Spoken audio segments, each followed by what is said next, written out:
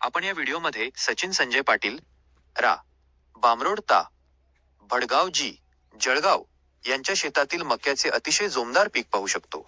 जय अंबे agro agency Kasgaon यांच्या योग्य मार्गदर्शनामुळे 3 acre क्षेत्रातील हे नियोजन खरोखरच कौतुकास्पद दिसत आहे. व्हिडिओमधील पिकाची स्थिती पाहता काही महत्त्वाची निरीक्षणे खालीलप्रमाणे आहेत. कणसांची संख्या आणि आकार. व्हिडिओमध्ये स्पष्टपणे दिसत आहे की एका झाडाला 2 ते 3 कण. हे अधिक उत्पादनाचे प्रमुख लक्षण आहे. कणसांची लांबी आणि जाडी उत्कृष्ट असून ती खालपासून वरपर्यंत गच्च भरलेली असावीत असा अंदाज येतो. 2.